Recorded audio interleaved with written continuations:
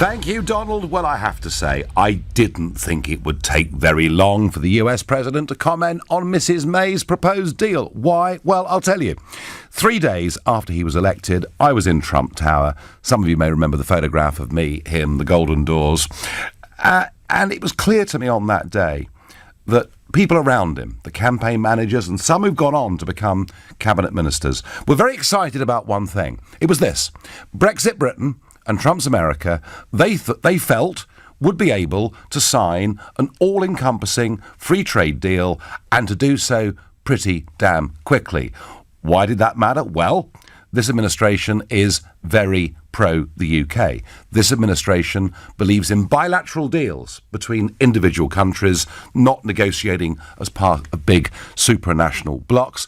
And the other reason was they wanted to show America, and particularly the liberal media, they weren't against free trade, provided it was with countries of equivalence where they weren't going to be undercut. So this was to them a very big deal. Furthermore, if you look at what Trump said to the United Nations a few months ago, I mean, if ever you want the doctrine of Trump, and you can love it or hate it, if you want the doctrine of Trump, see that United Nations speech where he talks about the need for the individual nation state to be supreme, not supranational bodies like the European Union or indeed the United Nations. And of course, he sees two things. Firstly, he sees it's going to be very difficult, in his opinion, to do a trade deal between the US and the UK because of Theresa May's deal. And secondly, he wants Brexit to work because he's against the globalist project. Now, I know that he believes in this. I know that his administration believe in this. And I have to say, I didn't think he'd leave it too long before he said something. Well, last night, he was asked what he thought about the deal and what it meant for a UK-US trade deal. Here he was. Sounds like a great deal for the EU, and I think we have to do this. I think we have to take a look at seriously whether or not the UK is allowed to trade, because, you know, right now, if you look at the deal, they may not be able to trade with us, and that wouldn't be a good thing. I don't think they meant that. I don't think that the Prime Minister meant that, and hopefully she'll be able to do something about that. But right now, as the deal stands, they may not be able to trade with the U.S., and I don't think they want that at all. That would be a very big negative for the deal. Well, I think President Trump wants the deal to fail, don't you? Pretty clear what he said, what he means. He thinks it's bad news for the US, for the UK. He's not happy with it. Now, it's very interesting that when Obama intervened in the referendum, a lot of people thought that was a good constructive thing. Of course, now it's Donald Trump. Many think he's interfering. But given the precedent set by Obama, it's perfectly fair and reasonable, I think, for him to comment. So he's pretty clear about this. Unless this deal changes, there are no prospects of a US-UK trade deal, something that regular listeners to this show might just have heard before. Here was the Prime Minister, who, by the way, is now on her tour, her whistle-stop tour of the country. She popped into Wales this morning, Northern Ireland this afternoon, and she was, of course, asked about this repeatedly.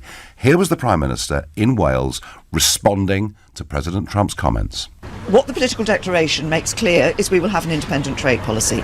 We will be able to strike trade deals around the rest of the world. We're talking, well, we have a working group that is working with the United States, looking at exactly this issue, but also we're talking with others around the rest of the world about the possibility of trade deals there as well.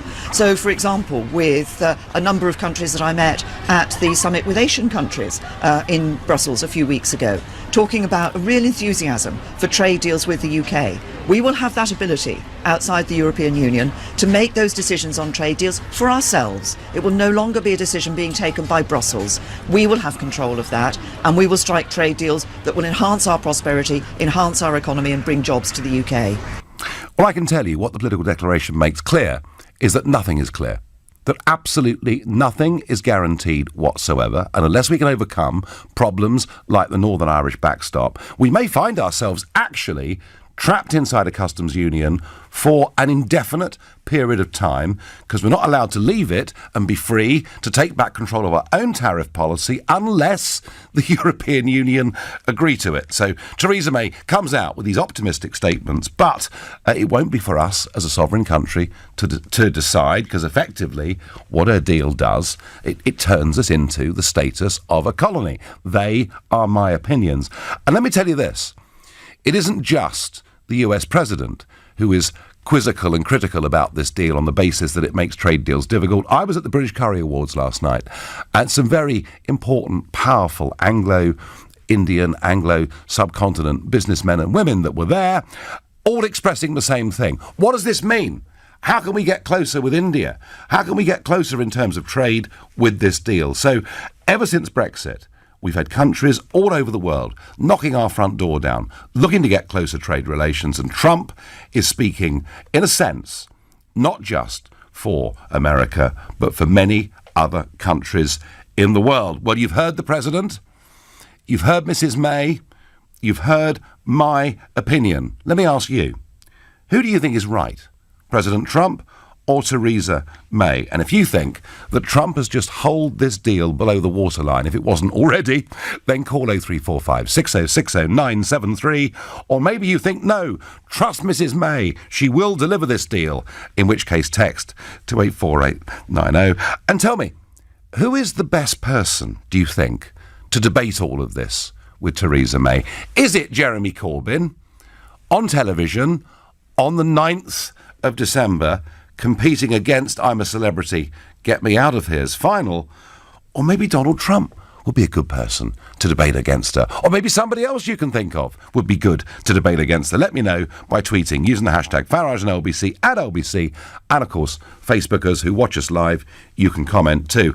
I'm going to go up to Cheshire, to Northwich, to speak to David, who's a new caller to this show. Good evening, David.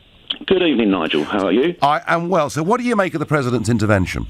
Well, what I would say before I make a comment on that, although I do agree that I think he's in the right, and he's justified in saying what he's saying. I, in a lifetime, have had an interest in politics, but only really sort of looked at the weekly or daily news every now and then. But I happened to be off work in May 2016, so I have followed the press quite diligently throughout the whole process to where we are now. I've got to say, as hopefully an intelligent person, I just sit around rolling around with laughter during most of the 2.5 years at the absolute melee and sort of chaotic state that the country's becoming. Anyway, the other day when Theresa May made her comments about the sort of conclusion of what she has done so far in order to achieve Brexit, I again just started rolling around the floor laughing. But then the next day, I felt a bit sad. I mean, what has the country come to? It's 2.5 years when we suddenly realise that we're not, the deal that is on the table looks to me to be much, much worse than staying in, and we've got to pay for the privilege. But this all looks like it's been planned from the start. Oh, David, you're a conspiracy theorist. Well, no, I'm not. I'm not a conspiracy theorist, but the point is that the end game, well, if you look at the whole history of the 2.5 years, it's the same thing. And when I look at the BBC, there's no one that supports Brexit whatsoever. They're completely anti it. Most of the press is anti it. And the Trump phenomenon, I think, is just another problem for these people because they both achieve, or they want the same things, which is independent countries to trade independently and have their own identity, make their own laws, etc., which I'm sure you know all about. But my big concern is now, and this is another comment as well about Theresa May, I've always thought she was an extremely shrewd woman. How can she have got to this position where if she is shrewd, David, if she is shrewd, then you're right. She has been planning this all along. And the more I learn, the more I get legal opinion. Even on the political declaration, the more I can see her plan was always to keep us as closely tied to Europe as possible, to deliver at best Brexit in name only. So, David, you're going with the president, are you?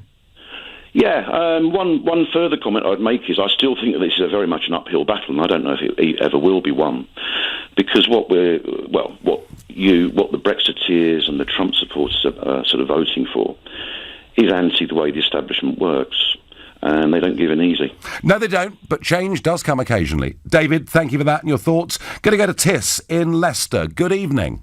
Good evening, Nigel. How are you? I'm well. So, is it right for the American president to speak the way he has about Theresa May's deal?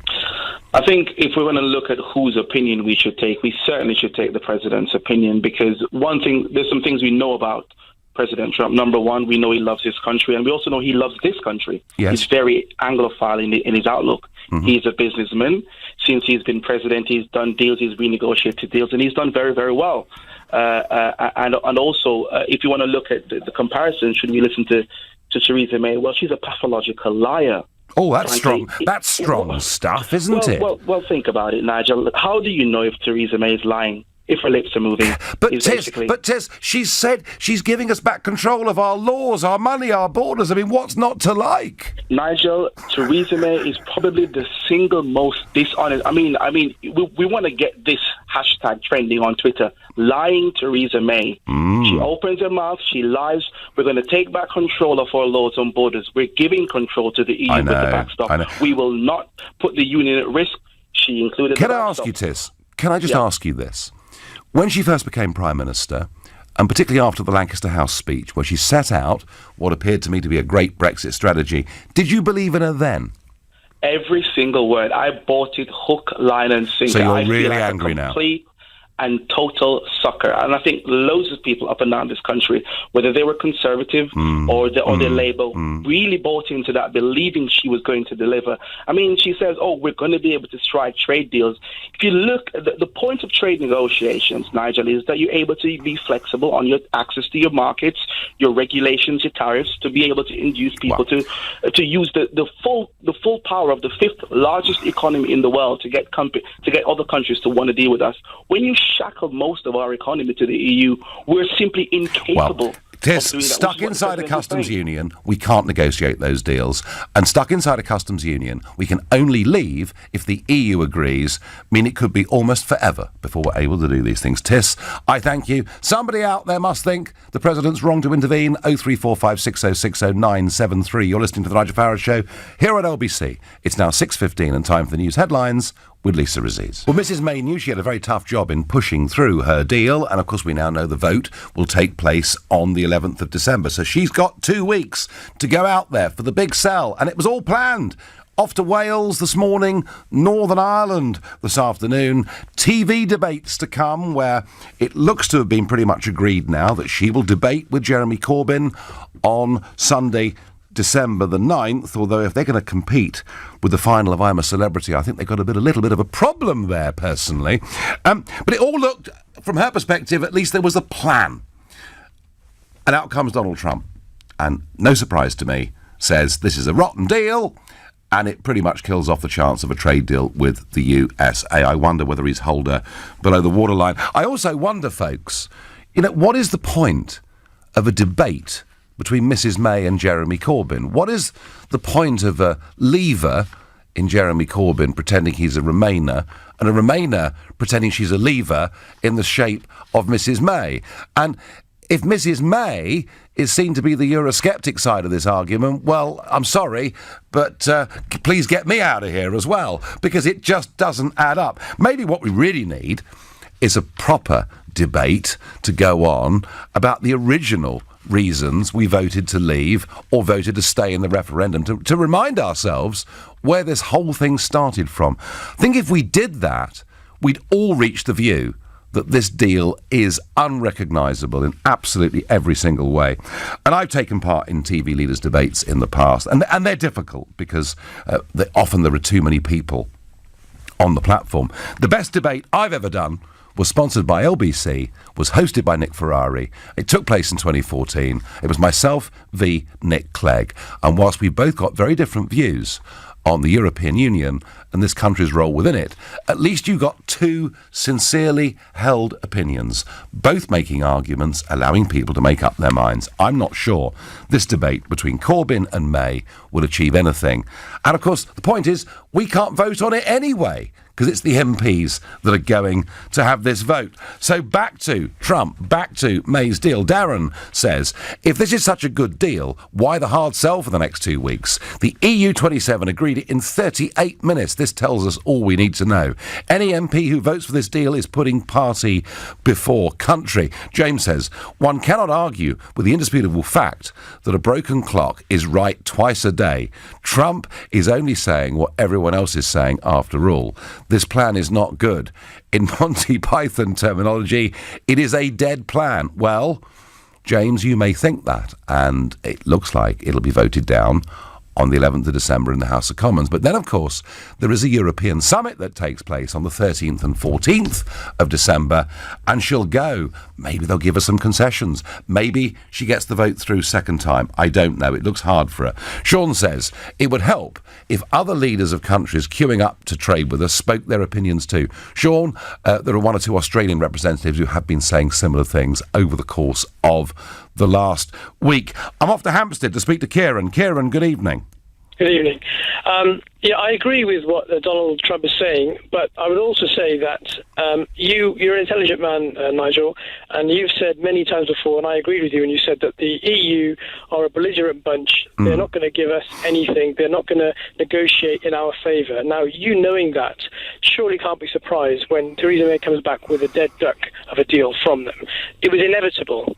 It was inevitable that whatever we tried to go to them to negotiate, they weren't going to give us anything. So that left us only two choices. Either we leave completely with no deal, or we stay in. And what is the better position for us? There's no point talking about, we'll get a deal with the EU and it'll all be Kieran, okay, you asked that question.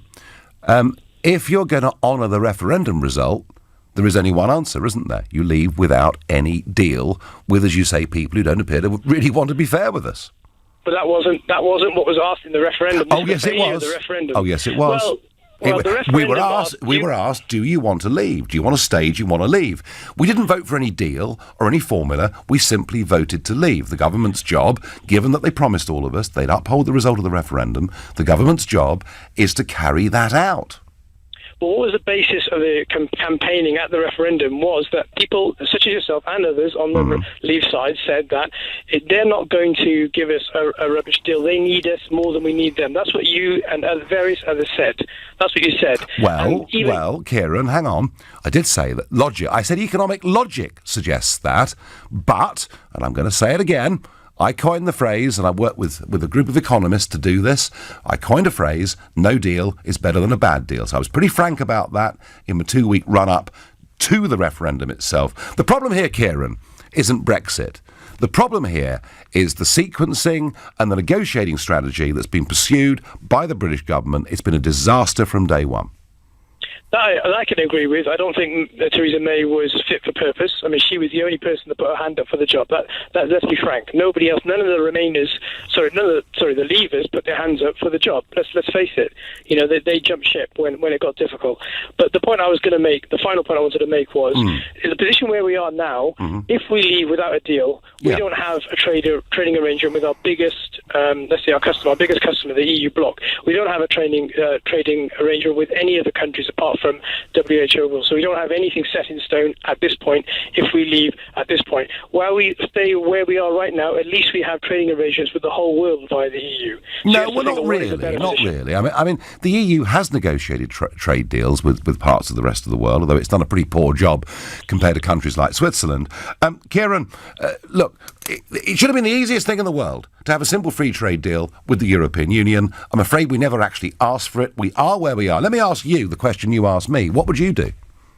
Well, I said to the researcher, I actually voted to leave. But given now that there's more information has been provided after these 2 years, which was never available to the public at the beginning of the vote, I would have changed my vote because I can see now that a no-deal situation and putting in a position where we have to negotiate all these terms with all these countries as a single country, no longer a block of a much bigger trading bloc like the EU, we would be at a disadvantage. I think that status quo is the better position right now. Well, you are one of Mrs May's successors.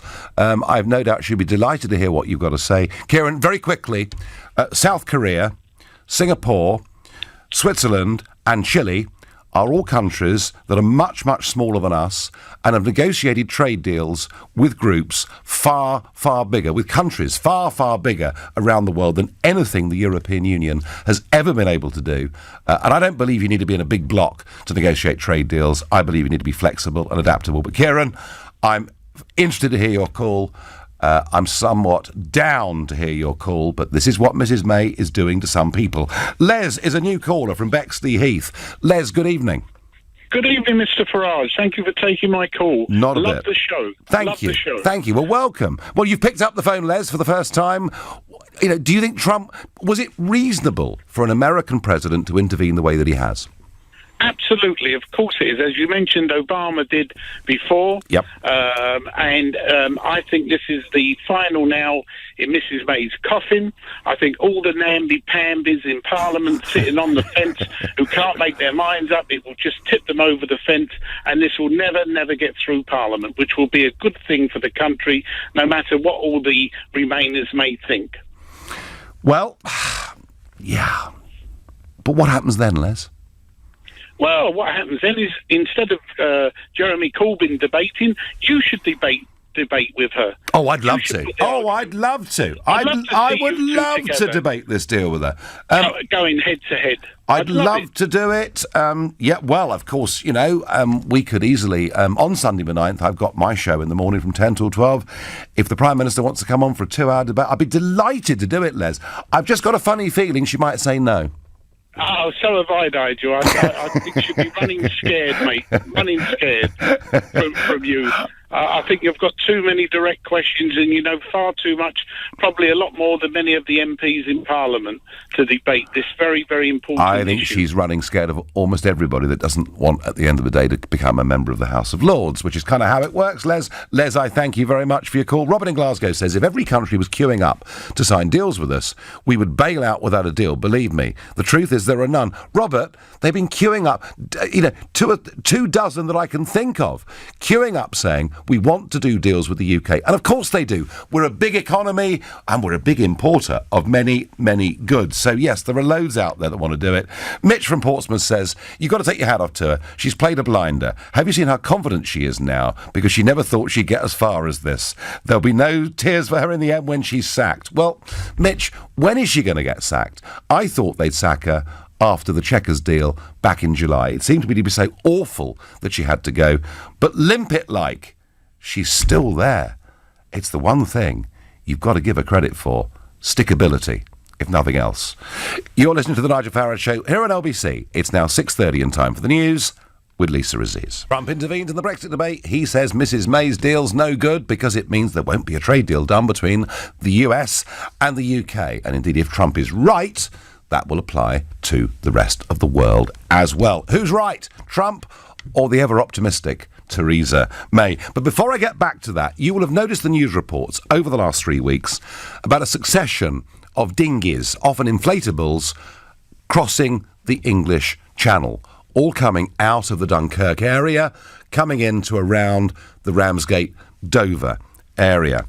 What do we know? Well, we know there have been, really quite a flood of people.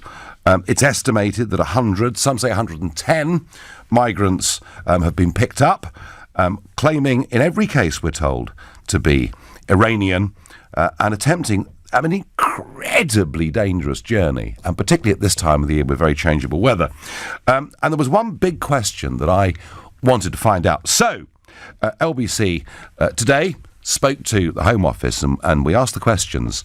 How many suspected migrants have been rescued off the Kent coast so far this month? What is their country of origin? And how many are being detained as a result of this? And crucially, how many are being sent back? They were unable, the Home Office, to provide us with any of these figures and advised we tot them up ourselves. Well, I'm really sorry. This just isn't good enough. And where is the Home Secretary? Where is Sajid Javid? Because, folks, what we've got on our hands here is a mini Italy. Because if people realise that by taking these huge risks in small inflatable dinghies, they're going to get rescued once they cross the line by the RNLI or the Border Force, then be able to come into Britain. Of course, they'll have no passports. They'll say they're Iranian or whatever else, claim asylum, and be allowed to say, we are sending a green light to the trafficking gangs and for a lot more people to come. I promise you, I know the English Channel well, it will be very, very soon when one or two of those dinghies capsize and we find, rather than people coming aboard on British safety boats, there are dead bodies washing up on Kent's beaches. We need to stop this. We need to send a signal that anybody attempting illegally to come into the UK this way will not be granted refugee status. And at the moment, the Home Office will not even respond to LBC, and Sajid Javid has been absolutely silenced. Mark my words, this is going to become a much bigger crisis in the next few weeks. Back to Trump. Was he right to intervene? Was it reasonable of him to intervene? And was he right in what he said? Or do you still believe the Prime Minister? John is calling from Lawson. Good evening, John.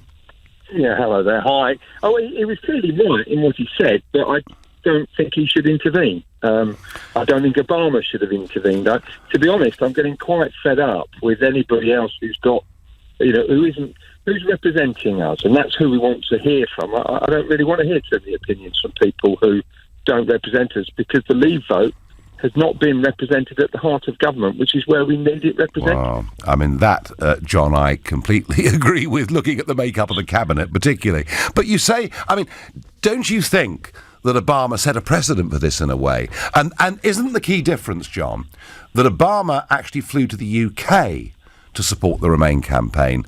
All Trump did was he was on the lawn of the White House waiting to get into his helicopter, and he was asked a series of questions, of which this was just one.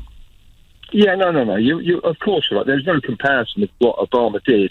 But I just know that the anti-Trump feeling is to such an extent, not that I have any particular strong views, but just don't like to see foreign people get involved in our domestic, which is quite clearly our big problem. So, yes, of course he's right. Theresa May's completely wrong. But you don't feel it's helpful, do you? I don't think it's helpful. I think what happens there'll be too many people who don't like Donald Trump particularly. I sort of groaned when I heard the news this morning that he'd said something, because I thought, I'm just hoping and praying that the deal does get voted down, and that we find a way out of the cul-de-sac. And at some point, I don't know, I'm looking for some divine intervention, really, from the consciences of the Conservative Leave voters to actually get together and get rid of Theresa May. Divine intervention, John. Well, we do. We need something. we need something. I agree with you. If I had my way, Nigel, clearly what's been required from the word go is that the Leave vote's often criticised from never really enacting what it said or breaking promises, but it's never been at the heart of the government to do it. No. So quite clearly it needed a Leave leader, and I would like to see a cross-party cabinet that would try to explore what would be in the benefits. That would have been so much better, John. And as it is, it's all gone back to party political lines, and yet we now face a moment. We now face a moment where perhaps in the next few months we may even see fractures within our existing two big parties. John, I thank you very much indeed for your call. Carl says Trump's criticism is laughable but doesn't actually tell me why. Mark says very disappointing of Theresa May to tie us to the EU and forsake a bright future, wasting her time trying to convince the public this is a good deal. Sean says she twisted it again. She can do trade deals. It's down to the EU to set the tariff, so she can't do trade deals. If you're not in control of a tariff policy, you can't do trade deals. And I have to say that my fear with all of this is not only will we be prevented from making our own trade deals around the rest of the world. But what Theresa May's deal does, if it gets passed, it allows the EU to be vindictive towards us. They could pretty much do whatever they want to us. We'll be at their mercy. And then, boy, they will try and teach us a lesson and say to the rest of Europe, if you leave, this is what happens to you. We're off to New York to speak to John. John, it is good afternoon there, isn't it? Yes, hello. That's right. Hi, Nigel. Thanks for having me on again. Not a bit. So how have the American media responded to Trump's intervention? It's interesting. I haven't really been following the media as of yet, but I think there's a state of disbelief over here as to the run-up of what we were signing up to. And I think Trump is bang on the money. I think he's saying it exactly how it is. And I think, this is really helpful. I think we needed a strong voice in the geopolitical stage to say how it is, to highlight the absurdity of the deal that May's got. I think this can only cause a positive reaction. Interesting. So I'm interested to see which way it goes afterwards. Interesting. Well, John, I can't speak for the president, and whatever conversations I may or may not have had with him over the last couple of years, I don't disclose, because he's kind of surrounded. Well, no, he's surrounded by people who want to make political and financial capital out of the fact they meet him and they know him. So I just don't say a word. But what I can tell you, is I have spoken to other members, senior members of his administration, who look on with incredulity at what they view as a once great country capitulating to foreign bureaucrats. They simply can't believe it. So, John, you think this intervention will be a force for good? Will it finally sink the deal for Theresa May? I do hope so. Let's make Britain great again. I think this is a perfect chance to. I'm getting the hats printed. I'm getting the hats printed, John, as you speak. Thank you very much indeed. Do call again. On Twitter, debating the deal with Jeremy Corbyn is just a diversion engineered by the mainstream media, who will use that opportunity to launder Mrs May's image. That will not change the EU deal. Waste of time. Yeah, I'm not overly convinced this debate between the two of them is actually going to achieve anything or any particular clarity at all. George from Notley says to me, having seen the EU's attitude towards Britain over the last 2 years, does anybody really believe if we stay in, their character will change? No, George, it's going to get worse. In a couple of minutes, I'll give you an example of how that could happen. I'm off to Nottingham to speak to James, a new caller to the show. Good evening, James. Good evening, Nigel. How are you? I am well. So, was Trump right to get involved in this or not? I'm afraid he wasn't really. Okay. I think basically, as adults, we should sort of maintain a standard where we look for consistency. So, you previously made a comment regarding Obama, like your one of your callers did also about getting involved, and you said that he should not get involved, and maybe that's a right perspective. And then you also commented about how Putin didn't get involved and maintain a silence. So whether Obama's in space or on our soil, or on the planet Pluto, or wherever he may be, Pluto isn't the planet, then he shouldn't get involved at all, and he should maintain a different silence. And therefore, we can say that Obama should have said nothing. Well, James, Obama, the point I'm trying to make here is that I think there is a slight difference in that Obama flew to this country to do this. This was the big hit, the big interviews with the TV stations, the radio stations, etc. The difference here, James, so put yourself in Trump's position. You're on the lawn of the White House, the helicopter's whirring in the background, you've got a press pack firing questions at you, and you're asked this question: do you think with Mrs May's deal that you'll be able to get a US-UK trade deal, something he's publicly stated in the past he wanted? He had to answer it, kind of, didn't he? I disagree, Nigel, on the basis that if you remember the little fracas he had with the reporter, where the reporter, whether it was right or wrong, in stating, asking the president a number of questions, what he did was he stepped away and refused to answer. So if he can refuse to step away when faced with lots and lots of press, he can step away from the press on the field of the White House and get into a helicopter. He stepped away because that was the fourth question that reporter had asked, and he was giving everybody one or two goes. All right, so you think better for the president diplomatically to have simply ducked the question? Well, can I just say, not the president, because I don't want to make it just about Trump. Okay. I'm saying any international leader to let us sort out our mess. Okay. And then, once the mess has been sorted out, then to comment. Okay. Fine. You know, I know. I get your point of view totally. Can I just ask you just one final question? Given that he has done this, and you think it would be better if he hadn't, do you think what he said will have any influence? Well, I think any international leader is going to say it's under influence because we are looking to strike trade deals, whether you agree with Brexit or not. We're looking to strike trade deals, and so therefore, isn't it better again to let us sort out our Okay, mess? no, James, very clear. Thank you very much indeed.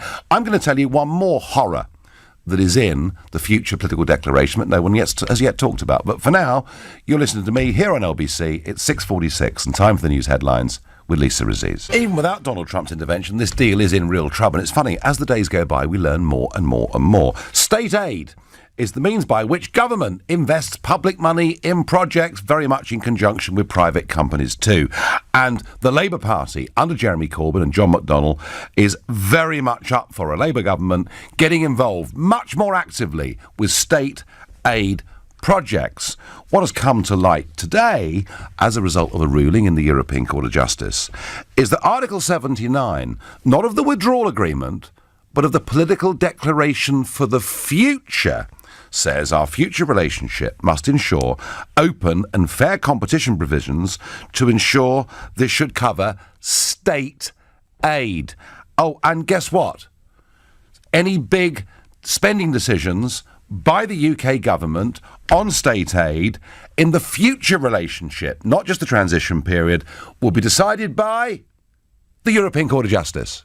So, Prime Minister, please tell me, how can you stand up in the House of Commons and tell us that the European Court of Justice will not have any say over this country in the future when it's absolutely clear today and backed up by a legal judgment that they will? And let me say this to the Labour Party. Your programme of state aid for a future Labour government is impossible as European Union members, but equally impossible under this deal. Another reason to oppose it, although I think, having listened to Jeremy Corbyn yesterday, there wasn't too much doubt about that. Anyway, Adam is a new caller from Basingstoke in Hampshire. Adam, good evening and welcome. Hi there, Nigel. How are you? I am fine. I'm just wondering, does Donald Trump have a positive influence on UK public opinion or not? I think he's got, he's had the right to have an opinion being the President of the United States, but at the same time, I think we should be taking what he says with a pinch of salt, really. All right. He's been very well known in the past to kind of put America first in negotiations, so to think that we're going to get a fantastic deal from him, I think, is a bit naive, really. Well, it is possible, Adam, that if you remove barriers, regulatory barriers, etc., that you can have a trade deal that actually mutually benefits both. That is entirely possible, isn't it? But I don't think he sees mutually beneficial as being a positive for America. I think he sees only winning and losing. Negotiations isn't about getting something that works for both parties for him. It's about winning. I think Monsieur Barnier was all about winning too, don't you? And I think it's game, set and match to him. But no, Adam, I do take your point. This president was elected on an America First policy. I absolutely understand that. And I believe that's the right thing. I think, that's what countries should do. But Adam, I do think there are times when, as I say, removing barriers can be good for both sides. Yeah, I see that. And I see as well that Michel Barnier is on the best for his side because they hold much more cards than we do. They've got 500 million citizens and we have 50. That's, a big difference. Well, you could argue, Adam, we didn't actually play our cards very well because, in any business negotiation, unless the other side thinks you're going to walk away, you're kind of on a bit of a losing wicket, and we never ever played the card. Adam, I take your point. Trump puts America first. Doesn't mean it won't be a good deal for us too, though. Addy is a new caller from Crystal Palace. Good evening to you. Hello, Nigel. How are you going?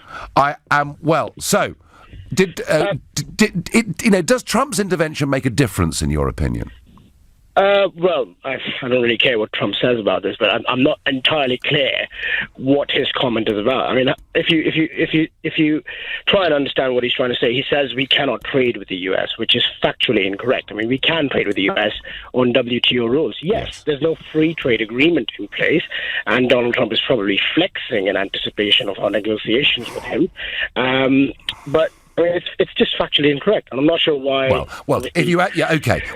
What he meant was, and what everyone took it to mean, and literally, literally, Addy, you're absolutely right, but what he meant was trade deal, wasn't it? Well, yes, but he didn't say that, did he? It sounds like he almost comes up with things which make him seem incoherent. I mean, he says things like we cannot trade with them, which is just literally just factually incorrect. Why would you say that? Okay, but everybody, everybody, including Theresa May, has taken it to mean trade deal, and on that, isn't he right? Well, we cannot we can't negotiate terms of the trade deal. We cannot have a live trade deal during the transition period. We cannot just enter into an agreement during the transition period. But to say that we cannot negotiate the terms of it for something to come into effect after the end of the transition period is just not right. The trouble is, Addy, when is transition going to end? Yeah, you're right. You're right, because the end of 2020, and then Mrs. May requested it could be the end of 2021. Barney is now saying the end of 2022, and the lawyers say it could be forever because we can't get out of this unless the EU agrees. Listen. I agree with you. I am not on the side of Theresa May on this deal. But what is the alternative? What are you suggesting? A no deal? Is that better? Oh, is no deal better than this deal? You bet your bottom dollar it is. We'll be, and we'll have about £60 billion to play with as well.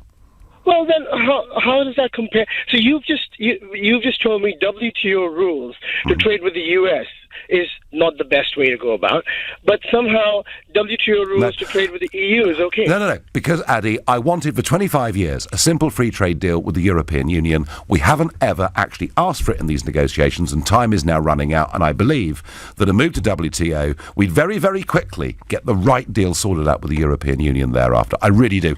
Addy, I'm going to love you and leave you. I'm going to very quickly go to Majid in Peterborough, a regular call. At Majid, you've got a quick 40 seconds. Nigel, she's pulled off the greatest con trick in British politics ever, this woman has. She strung us along like a load of kippers, promising us something and knowing all along that we weren't going to get nothing. I put this on a par of Judas selling out the Son of God, I tell you what, and I'm totally disgusted. We've got little tin pot countries now who can tell us what to do, this great nation of ours, what the hell's happened to it? Well, that's what the Americans are saying, Majid, isn't it? I can't believe it. So, Lithuania and Luxembourg and Brussels, and they turn around and say, we're not going to give you this deal, you can't do it, and we're going to have to really accept it. And nobody sees it. What the hell's going on? We are going to be, Majid, at their mercy, and they're going to be very unpleasant to us because they'll want to make an example to us. They'll want to say to the Italians, look, if you leave, this is what happens to you. Majid, thank you very much indeed for your call. Well, I'm heading off very early tomorrow morning to go back to Brussels. I'll be there for a couple of days. There'll be a debate on Thursday morning with, you've guessed it, Mr. Barnier and Mr. Verhofstadt. It should be fun. I'll be back tomorrow at 6 from Brussels. At 10 tonight, it's Tom Swarbrick. But up next, it's Ian Dale. Well, I hope you're going to be nice to Mr. Barnier in that debate, Nigel. I'll be nicer to him than he's been to us. Well, there we go. It's not difficult, is it?